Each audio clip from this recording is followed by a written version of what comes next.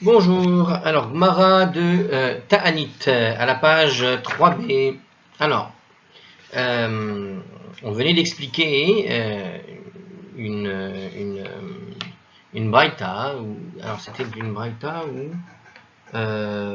une explication pardon de Rabbi Hanina qui posait la question.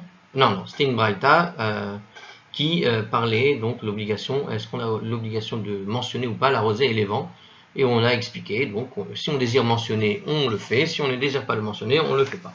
Alors, donc on a fait tout un développement là-dessus, on a parlé des 4 vents, etc. Bon, c'était Rabbi Hanina qui nous avait expliqué que, effectivement, en réalité, pourquoi est-ce qu'on n'était pas obligé de le faire? Parce que les vents ne sont jamais retenus, il y a toujours du vent dans le monde, et de même, pareil, la rosée, elle est toujours là.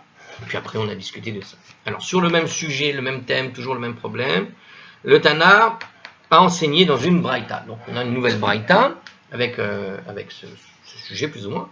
Alors, Be'avim ou Beruchot, lo chayivu chachamim le'azkir. Les sages n'ont pas obligé à mentionner une louange sur les nuages ou les vents dans le Shemona Esrei. Ve'im ba le'azkir. Mais celui qui désire le mentionner, mazkir, il peut le mentionner.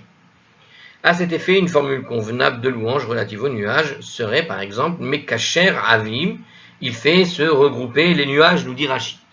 Rashi nous donne ce que ça pourrait donner dans une prière. Donc, de la même manière que le fait de souffler le vent, on avait vu donc dans la braïta précédente, souffler le vent et faire tomber la rosée ne serait pas obligatoire, ne sont pas obligatoires, de la même façon, les sages nous ont dit, ils ne nous ont pas obligés de mentionner les nuages et les vents, ou les vents. Voilà, il dit comme ça cette fois-ci dans cette braïta. Alors, la Gemara donne les raisons de cette règle de la braïta, maïta amai. Pour quelle raison? Pourquoi est-ce que les nuages et le vent ne seraient pas obligatoires? Justement, mishum delo mi'atzre, c'est les mêmes raisons que tout à l'heure, parce qu'ils ne sont jamais retenus, vous aurez toujours des nuages dans le ciel.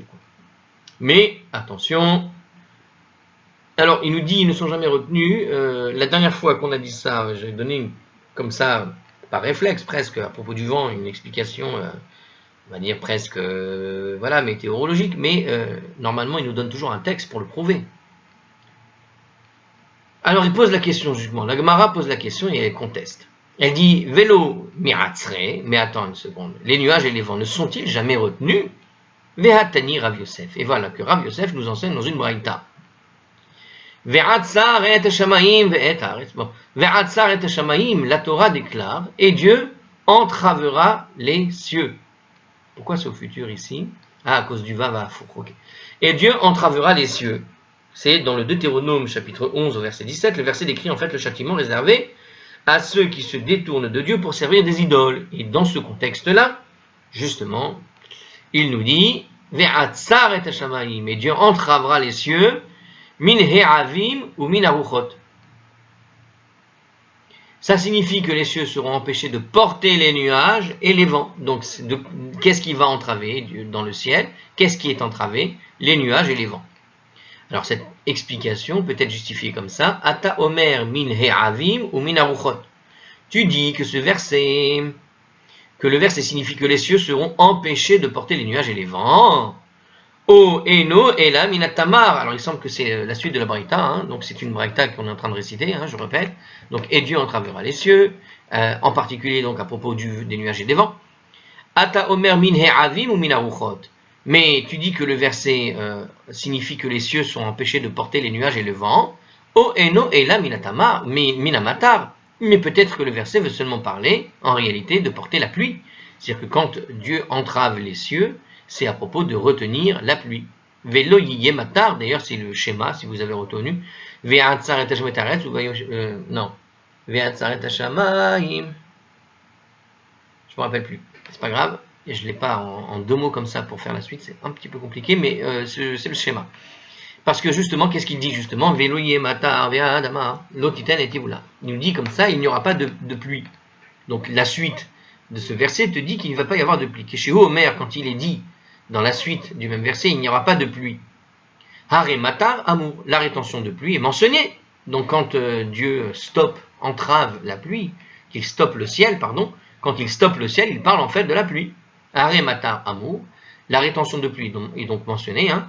Ha ma'ani mekayem ve'ad sarat hashamaim. Et voici comment donc expliquerai-je, il entravera les cieux. Ah. Alors je l'ai mal lu, on va le relire en le lisant bien. Donc je répète, et Dieu entravera les cieux. Il entravera les cieux de quoi? Nous dit donc cette braïta, de porter les nuages et les vents.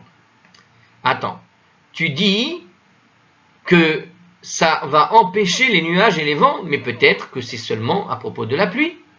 Alors il répond, en réalité ici, quand il est dit par la suite, il n'y aura pas de pluie, voici, c'est la rétention de pluie, elle est déjà mentionnée.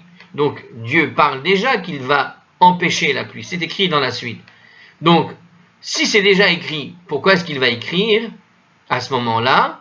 Comment t'expliques qu'il dise qu'il va entraver les cieux? Puisqu'il le dit explicitement après, qu'il va empêcher la pluie, donc l'idée d'entraver les cieux, c'est une autre chose. Alors comment tu l'expliques? Minéravim ou minaruchot. Donc c'est à cause des nuages, il va empêcher les nuages et les vents. Donc ça veut dire tout simplement, puisque c'est explicitement mentionné qu'il empêche la pluie de tomber, donc il fait deux choses. C'est pas seulement il empêche la pluie, mais aussi il entrave le ciel. Et puisqu'il entrave le ciel, ça n'est pas être la pluie, puisque la pluie est déjà entravée, elle est déjà empêchée de tomber, et mentionnée directement, explicitement dans la suite du texte. Donc de quoi on parle quand on dit entraver, arrêter le ciel? Eh bien on arrête le ciel à travers les nuages et les vents. Alors la Gemara relève des contradictions avec cette braïta et la braïta qui avait été présentée au tout début de la discussion à propos des nuages et des vents qui n'ont jamais été retenus. Donc on voit justement que cette braïta était là pour nous apporter le problème qu'on a posé juste avant. Juste avant, on avait dit que, a priori, c'est facultatif de dire les nuages et les vents. Pourquoi? Eh bien parce que les vents et les nuages ne sont jamais retenus. Or voilà que notre texte ici dans le schéma nous dit que Dieu peut stopper les nuages. Il stoppe le ciel, sous-entendant qu'il va stopper nuages et vents, et non pas la pluie, puisque la pluie elle est stoppée de toute façon, elle a été décrite comme étant déjà stoppée dans un autre endroit. Alors la Gemara donc a relevé ces contradictions. Kashi aruchot aruchot, il y a une contradiction entre les vents, ruchot, aruchot, entre ruchot et aruchot. C'est-à-dire au niveau du texte, il y a là-bas écrit le mot vent, et là-bas il y a écrit aruchot. Avec un aleph, c'est bizarre comment il le met ici. Ça devrait être hé normalement. Bon, en tout cas en hébreu ici ils nous écrivent. Donc il y a une contradiction entre vent et vent. Ça veut dire entre le mot qui consiste à parler du vent dans le premier braïta et le mot qui consiste à parler du vent dans la deuxième braïta. Ce sont deux mentions différentes. Et ils l'ont laissé tel que c'est écrit pour faire la distinction. Sauf que, je répète, là-bas, il y avait un hé. Est-ce qu'il y a une deuxième mention de ces aruchot? Je regarde, alors c'est peut-être une faute de frappe dans ce livre tout simplement, parce que normalement il devrait y avoir un hé. Alors peu importe. Ah non, bien sûr que je suis bête. Ils ont tout simplement transcrit avec l'araméen. Apparemment c'est par rapport à l'araméen. Donc il y a une différence entre le vent qui est décrit dans la première braïta et les vents décrits dans le deuxième braïta. Donc les vents sont parfois retenus. Alors non, pardon, il y a donc cette contradiction entre ces deux-là, très bien. Kashi Aravim, Aravim, de plus, il y a aussi une contradiction, donc pareil, au niveau des nuages et des nuages de la deuxième braïta, puisque quand Dieu stoppe le ciel, on a sous-entendu qu'il stoppait les nuages et les vents. Donc c'est les deux concepts en fait. Alors la Gemara nous résout cette difficulté. Donc comment tu peux dire, je répète la question, comment tu peux dire que nuages et vents sont retenus, ne sont jamais retenus dans la première braïta, et dans la deuxième braïta, lorsque Dieu stoppe le ciel, ça sous-entend a priori qu'ils sont retenus par Dieu, qu'il les empêche d'être là. Alors, comment ça marche? La Gemara résout la difficulté à propos des nuages. Aravim, Aravim, l'akashia. Entre les nuages de la première braïta et les nuages de la deuxième braïta, il n'y a pas de contradiction.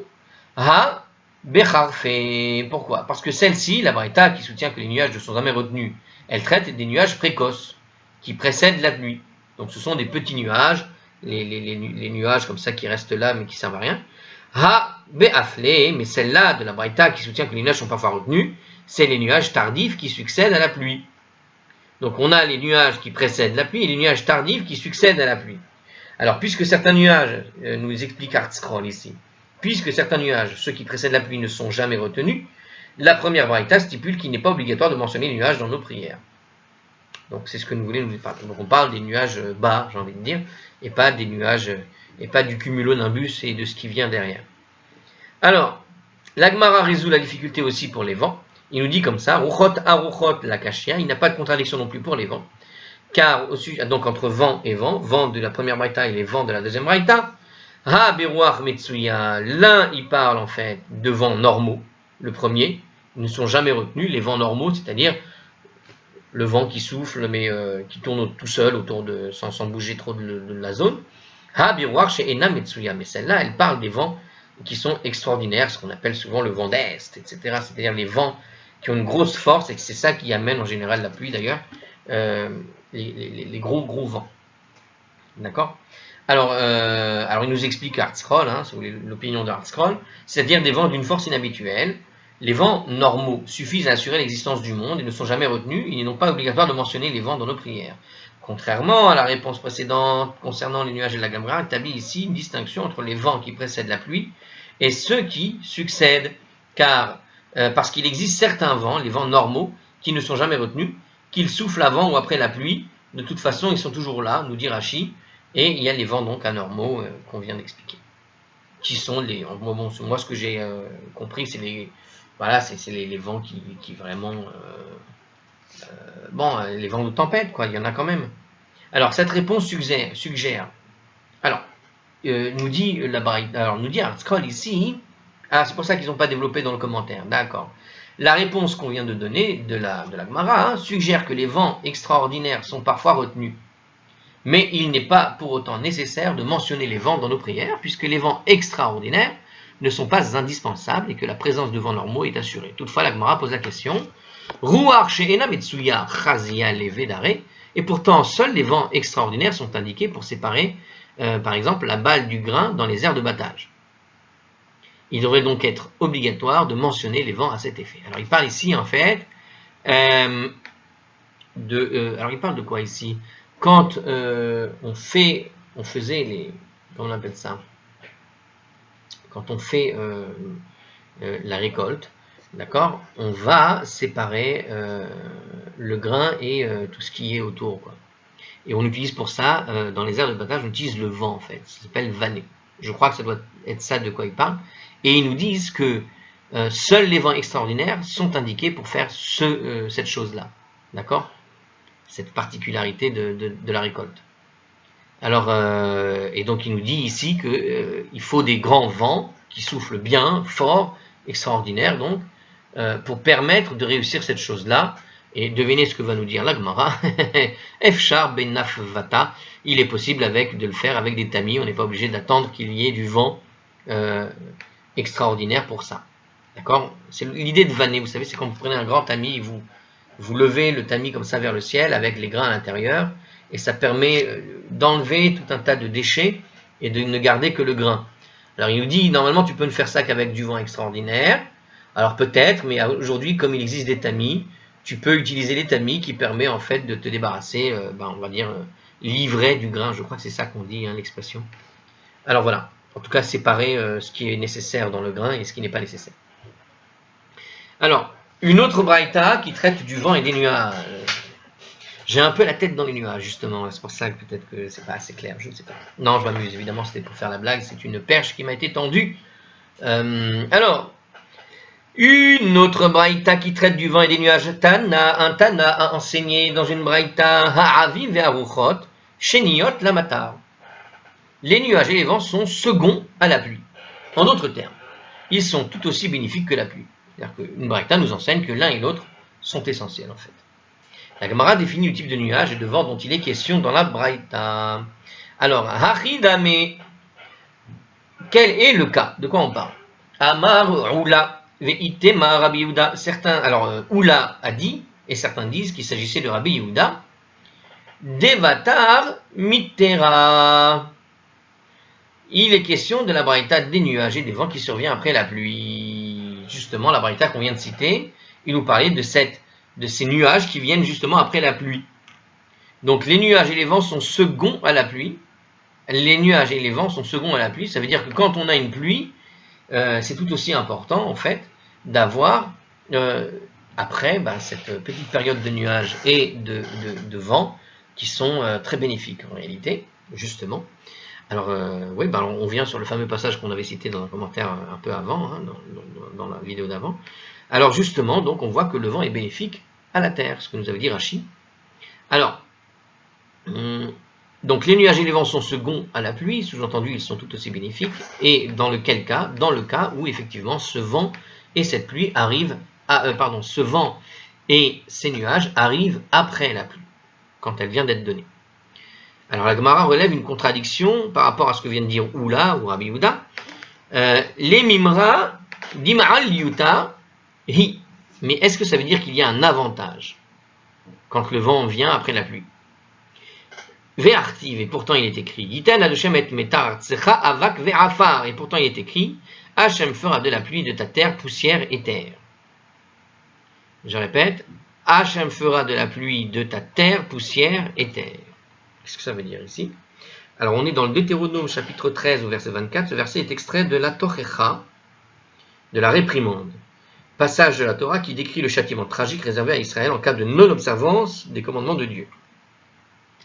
Donc dans ces remontrances, qu'est-ce qu'il dit? Donc Dieu fera de la pluie, de la terre, poussière et terre. De la pluie, de la terre, poussière et terre. C'est à la place de la pluie, tu reçois de la poussière et de la terre. On pourrait dire des nuages, des tempêtes de sable en fait. Au lieu d'avoir une tempête de pluie, tu as des tempêtes de sable. Ve'amar Oula avitema Rav Yehuda zika devatar mitra. Et Oula, et certains disent qu'il s'agit en fait de Rav Yehuda, a dit, ce verset traite d'un vent qui souffle après la pluie. C'est-à-dire un tel vent est nuisible parce qu'il soulève et disperse la terre qui ensuite englue la récolte humide. Ah, donc ce serait en fait, d'accord, alors moi j'ai parlé d'une tempête de sable, donc à la place de l'eau tu auras le sable, mais ici lui il te dit, non, la klala, c'est quand il commence à avoir un vent qui est soulevé après la pluie et qui va soulever la terre, la poussière, et justement dans ta récolte, tu viens de faire une belle récolte, elle vient d'être arrosée bien comme il faut, et voilà que cette terre est soulevée, et elle, quelque part, elle recouvre, et elle, je ne sais pas si vous avez déjà vu ça, mais c'est exactement ce qui se passe souvent. Ouais. C'est bon, elle recouvre de boue un peu tout en réalité. Même les plantes sont recouvertes de boue, ce qui fait que ça empêche la lumière de se poser dessus, et la plante a du mal à respirer, enfin en tout cas à avoir de la lumière pour qu'elle pousse correctement, par exemple. Donc ça contredit en tout cas l'enseignement qu'on a dit, qui a été dit justement dans notre braïta, là voilà, une nouvelle braïta qui nous explique que les nuages et le vent sont seconds à la pluie, sous-entendant que a priori, ça vient toujours après la pluie, et c'est bénéfique. Mais si c'est bénéfique, comment tu expliques ici? Il nous explique qu'en réalité, c'est très mauvais. Alors la Gemara répond, l'akashia, il n'y a pas de divergence en réalité, il n'y a pas de difficulté. Hadeata nicha.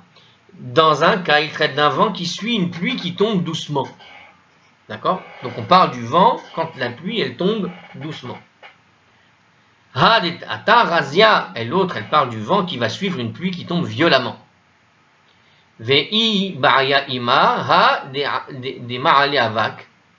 Alors ce type de pluie qui tombe violemment soulève la poussière, et le type qui suit et le vent qui va la suivre, en général est néfaste parce que cette poussière et cette boue elle se fout partout. Ha de ma'ale avak, tandis que l'autre, la pluie étant plus douce, le vent ne soulève pas la poussière, il ne fait que sécher la surface et c'est parfait. Et le vent donc est bénéfique.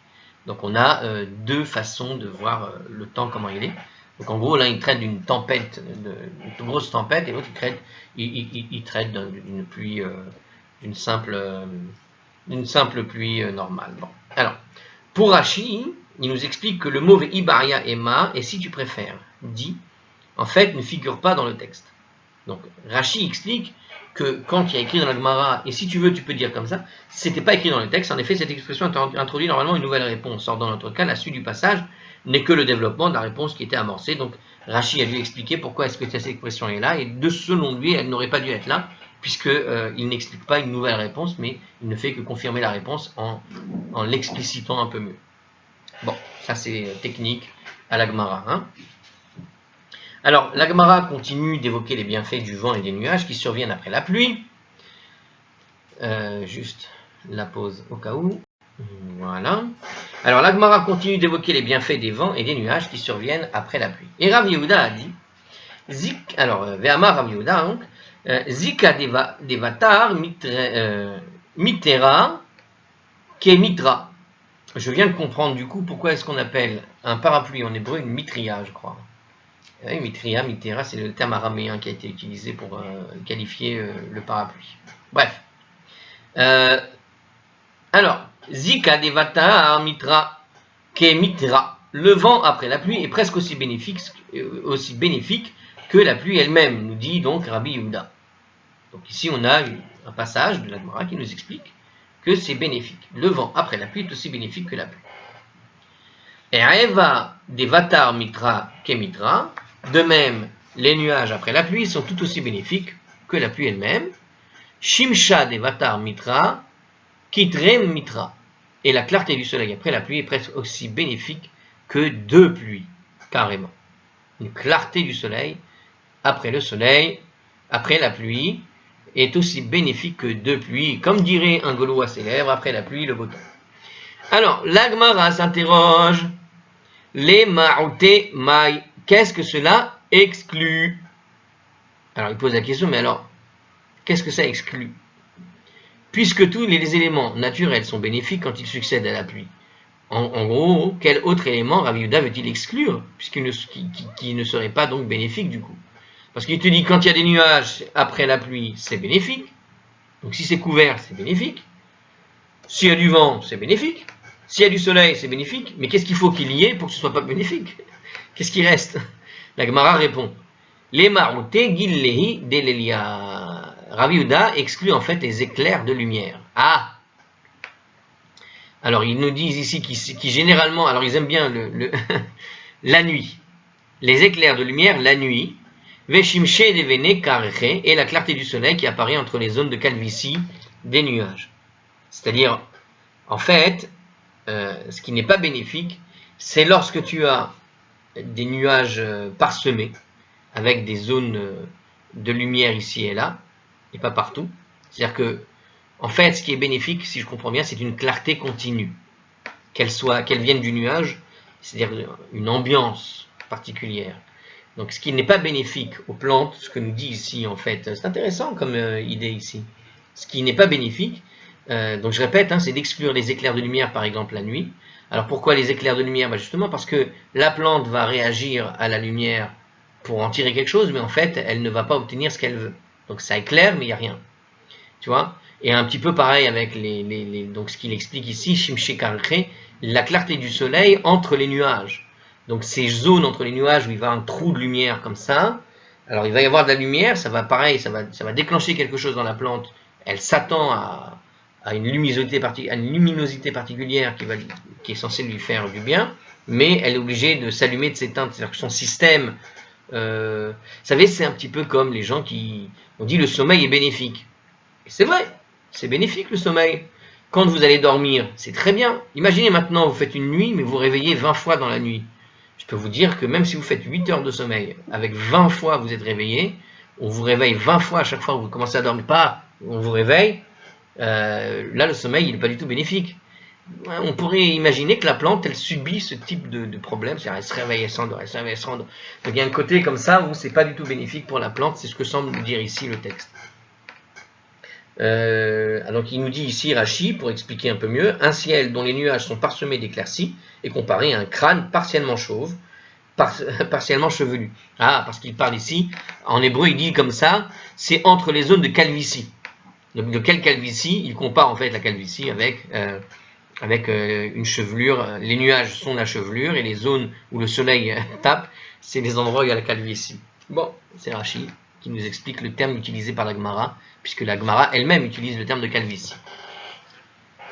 Alors, toujours dans ce même registre, Amar Rava nous dit Marale talga les touré ke chamsha mitre les ara. La neige est bénéfique aux montagnes autant que 5 pluies le sont à la terre.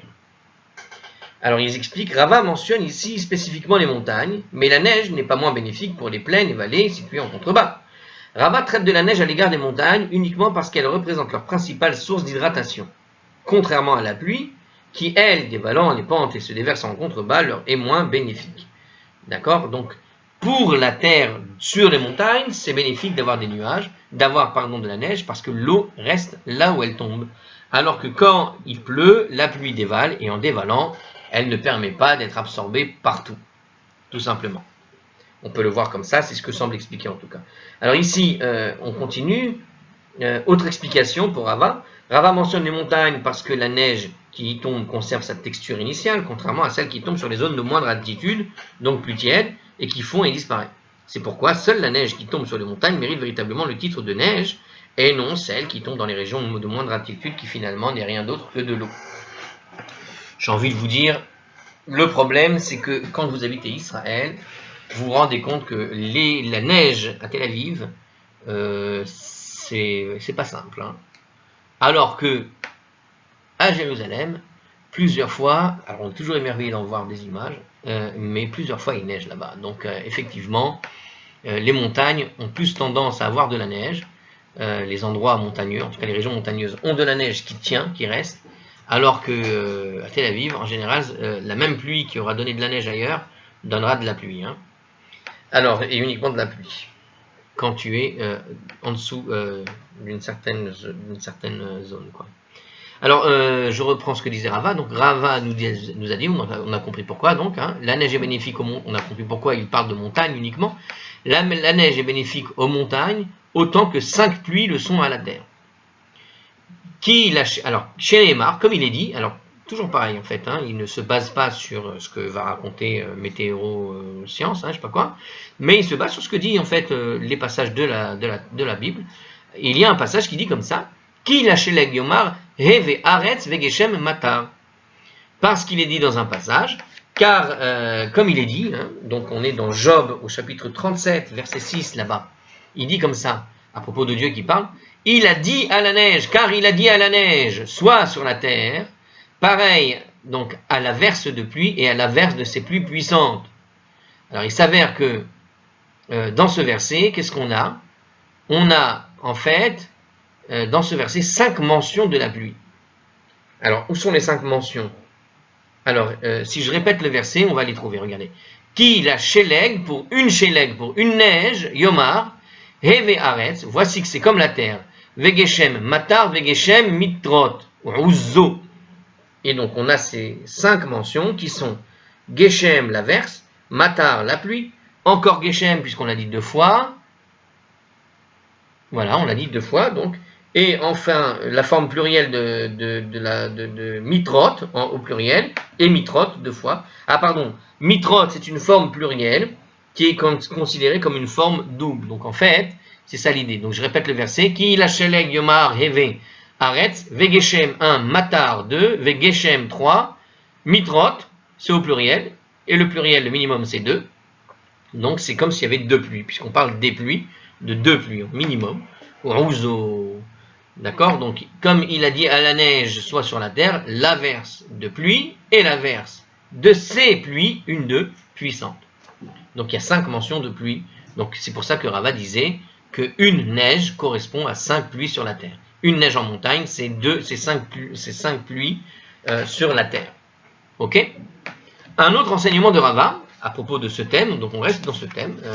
Bon, c'est sympa. Alors, qu'est-ce qu'il nous dit Rava? Et Rava a dit encore, hein, Talga litouré, la neige est bénéfique aux montagnes, Mitra razial et ilané, la pluie battante est bénéfique aux arbres, Mitra nichal et péré, et la pluie douce, elle est bénéfique à la récolte des céréales. Urpila afilou les partsida, de toute kala mehania, une pluie légère est bénéfique même à la graine enfouie sous une motte de terre. Une pluie légère. Vous avez la méthode du goutte à goutte israélien qui vient d'être décrit ici. La pluie légère, c'est-à-dire vraiment le goutte à goutte, elle est bénéfique pour la graine qui est enfouie sous une motte de terre. Donc quand il pleut légèrement, la graine, nous dit Rashi, germe aussitôt et jaillit de la terre. Donc une légère quantité d'eau, c'est bénéfique à quelque chose qui va noyer la graine. Bon, on comprend très bien un peu l'idée. Donc la pluie légère est bénéfique à la graine, même quand elle est bien enfouie sous la terre, et le reste, non. Alors, on va dire la grosse pluie, donc on a dit, bon, Écoutez, ben, il n'y a rien d'autre à apprendre là-dessus en fait. Alors peut-être le mot, qu'est-ce que ça veut dire urpila?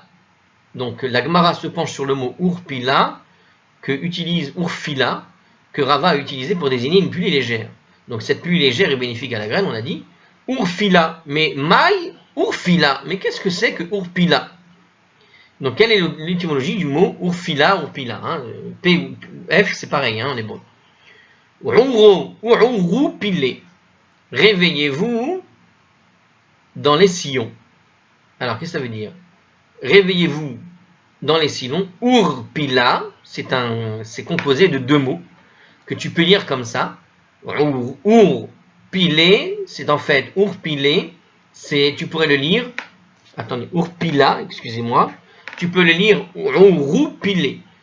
Uru, réveillez-vous. Pile, les sillons. Et qu'est-ce qu'il y a dans les sillons? Les graines. Donc, réveillez-vous les sillons, et ce mot, donc l'origine de ce mot, est directement, donc une pluie légère a toujours permis en fait de décrire l'idée que ça ouvre l'appétit quelque part à la graine, hein, en quelque sorte. Ça permet aux plantes des sillons, c'est-à-dire aux graines, aux céréales de pousser. Ok? Ouvrez, réveillez-vous les sillons, dans les sillons. Très bien.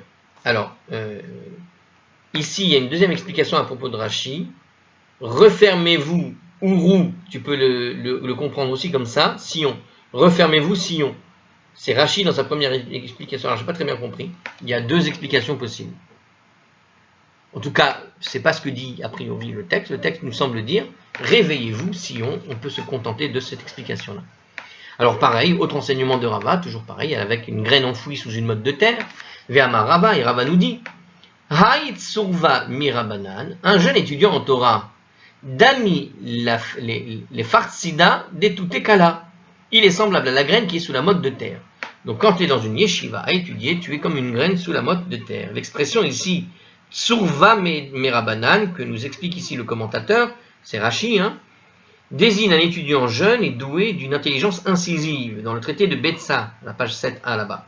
Le même radical tserev sert à désigner un œuf assez bien développé. Donc c'est l'idée d'une personne développée et incisive. Okay, quand la Gemara veut désigner un érudit en Torah plus âgé, c'est l'expression Haou Merabanan, un des sages qu'elle utilise. Donc Rashi nous explique que quand on parle d'une personne érudite, c'est Haou, mais une personne incisive, un jeune étudiant, c'est l'idée de Tsurva. Alors je répète, et Rava nous dit Haït surva merabanan, un jeune étudiant en Torah, dami les fartsida de tutekala, il est semble à la graine sous une motte de terre, dekevan de navat. Parce qu'une fois qu'il germe, il germe. À partir du moment où ça commence à pousser, ça y est, la mayonnaise est prise, j'ai envie de dire, dans l'expression moderne, mais en gros l'idée c'est que quand ça germe, ça y est, il germe. En d'autres termes, de la même façon qu'une germe s'épanouit sans entrave dès lors qu'elle a jailli de la surface du sol, de même le jeune érudit grandit en stature dès lors qu'il s'est taillé en une réputation. Voilà. Donc dès qu'un jeune sort de sa terre, dès que la graine prend, en quelque sorte, hein, le potentiel prend, et bien maintenant que ça prend, dès que la réputation commence à se faire, ça y est, il peut grandir en stature. Alors, très bien. Alors, encore un autre enseignement.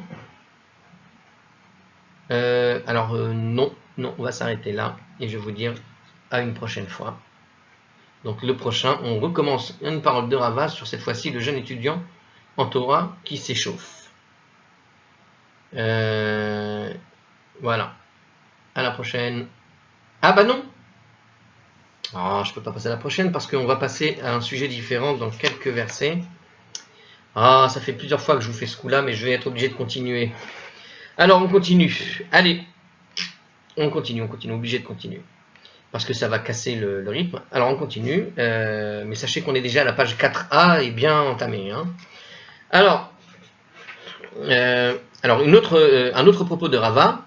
Et Rava nous a dit, quand un jeune étudiant en Torah s'échauffe, Hit surva merabanan deratach. Donc quand un jeune étudiant en Torah s'échauffe, c'est-à-dire quoi? Qu'il se met en colère, par exemple, s'échauffer. On avait déjà vu ça, peut-être, si vous aviez fait Rosh Hashanah avec moi, on avait vu cette idée-là, que souvent la chaleur est liée à la colère. Hein. Oraitahu deka marteha le, c'est la Torah qui le porte à s'enflammer. C'est-à-dire que la connaissance en Torah accroît la sensibilité, de sorte qu'il prend les choses un peu plus à cœur. Il a tendance à s'exciter un peu. Ça nous exhorte à faire montre de tolérance envers sa colère, nous dit ici Rashi, c'est-à-dire que Rashi ici veut expliquer que Rava te dit il faut te calmer, parce qu'en réalité c'est la Torah qui l'a un petit peu échauffé. Bon, puisqu'il s'est échauffé, il s'est mis en colère à cause de la Torah, alors calme-toi toi aussi, parce que essaie de le comprendre. Il est un peu...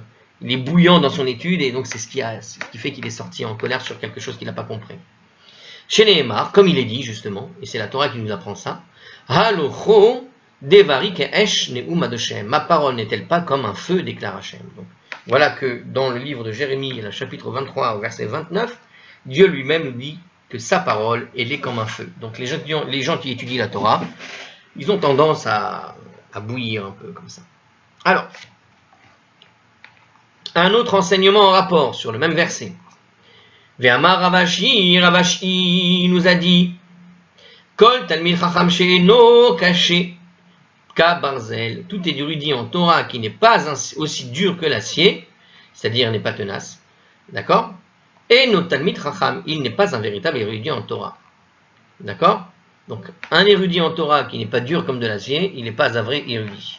Il faut être un peu dur pour la Torah. Il ne faut pas être mou. Chez Nehemar, comme il est dit, justement, dans le même verset qu'on a cité tout à l'heure, Urpatish yefotsetz salah. Donc on a dit que ma parole n'est-elle pas comme un feu, déclare Hachem. Et dans la suite, alors non, pourquoi il nous dit que c'est dans le même verset, Hatzkral? C'est pas le même. Ah bah c'est dans le même verset, si. Et comme le marteau qui fait voler en éclats le roc. Donc la Torah, et par extension, ceux qui sont imprégnés par ces enseignements, est comparé à un marteau d'acier. Hein, on parle d'un marteau qui casse les pierres. Hein. Ok? Alors, autre source susceptible d'étayer ce principe, nous dit Hatzkral, Amar les Rabbi Abba, les Ravashi, Rabbi Abba nous a dit à Ravashi, Atun mehatan matnitu la. Vous déduisez ce principe de ce verset, Anan meacha matninan la, tandis que nous le déduisons de cet autre verset. Donc, ils ont vu le même principe, qu'il faut être dur comme un acier, dans un autre endroit. Comme c'est écrit, Eretz Asher Avaneha Barzel, une terre, dans le Deutéronome chapitre 8 verset 9, donc c'est écrit comme ça dans la Torah, une terre dont les pierres sont de fer. Atikré, ne lis pas le mot tel qu'il est écrit. Il y a écrit là-bas, Avaneha, c'est pierre. Et là, mais plutôt, Boneha, c'est bâtisseur. C'est-à-dire que les gens qui construisent là-bas sont comme du fer. Parce que Abanea, tu pourrais le lire Bonea. D'accord? Donc au lieu de lire Abanea, lis-le plutôt Bonea, c'est bâtisseur. C'est-à-dire que les érudits en Torah qui soutiennent le monde à travers leurs études. Et voilà, et il faut être dur comme de l'acier dans cette étude. Alors, nous dit ici un commentaire à propos, il ne s'agit pas d'une rectification à apporter au texte, mais plutôt une interprétation exégétique qui se fonde sur une analogie phonétique entre les deux mots. Donc, Abanea, Bonea se ressemblent de manière phonétique. Alors, il ne faut pas changer un mot de la Torah avec un autre, mais comme les mots se ressemblent de manière phonétique, tu peux interpréter par la phonétique le mot d'une autre façon, au lieu de parler des pierres.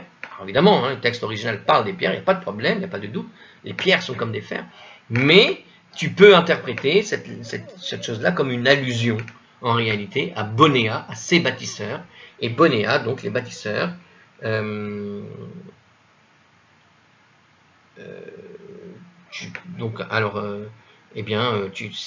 une métaphore sur les érudits en Torah. Alors le Maharsha nous explique autre chose à propos de ce Avanéa. Il s'avère que les pierres ne sont jamais en fer. D'accord? Les pierres ne sont pas en fer, quoique, mais elles ne sont pas en fer en tout cas. Quand on a une pierre, c'est une pierre. Alors pourquoi il dit ça ici, le Maharsha? C'est pour justifier qu'on peut changer quelque part le sens du texte à cause du problème du fait que les pierres ne sont pas en métaux.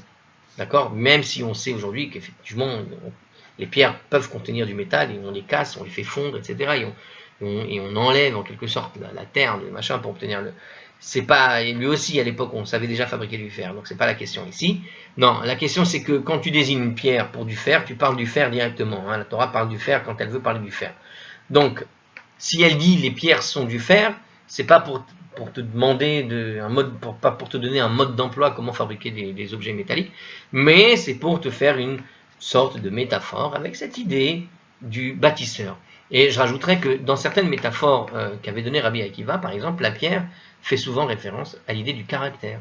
Donc quand on dit le caractère est de fer, sachant que cette métaphore existe dans le monde talmudique, à savoir que l'eau représente la Torah et la pierre le caractère, quand on te dit Avania Barzel dans un texte où on vient de t'expliquer qu'il faut que les étudiants Torah aient un caractère d'acier, hein, en gros, Avania Barzel, c'est bien le caractère, c'est une terre où quand tu prends du caractère là-bas, eh bien ton caractère devient d'acier. Et donc tu peux le lire Bonéa, les bâtisseurs, puisque ce sont les bâtisseurs, c'est-à-dire ceux qui construisent et qui sont autour de la Torah en quelque sorte. Donc ça, bon, voilà. Alors, dans le traité de Shabbat, là-bas, et Berachot, les érudits du Torah sont qualifiés de bâtisseurs. Bon, comme je viens de vous le dire, il y a d'autres endroits où on fait la métaphore de la pierre avec le caractère de l'être humain. Voilà, l'Agmara nous conclut, et on va s'arrêter donc sur ça évidemment. Ravina nous dit, Amar Ravina, Afilu achim ibaele le inish le melaf, nafshe bin chuta. Néanmoins, l'homme doit s'entraîner à rester calme, à demeurer calme. Vehaser, comme il est écrit, Vehaser karas milibecha, etc. Ainsi qu'il est dit, et retire la colère de ton cœur. Donc c'est bien beau d'être coléreux à cause de la Torah, d'avoir le cœur chaud, d'avoir un caractère trempé, dur, d'acier. Dans tous les cas, la Torah te demande explicitement, dans l'Ecclésiaste, au chapitre 11, verset 10, retire la colère de ton cœur. C'est-à-dire que être dur, c'est une chose, mais comment dire, devenir, il faut être têtu, mais pas une mule, si je peux faire une métaphore de ce genre. Voilà, alors je vous donne rendez-vous à la prochaine. La Gemara va nous présenter ici, je n'ai pas vu encore, mais on va passer à un sujet différent, donc on peut s'arrêter ici, c'est peut-être plus opportun. Et je vous dis à la prochaine.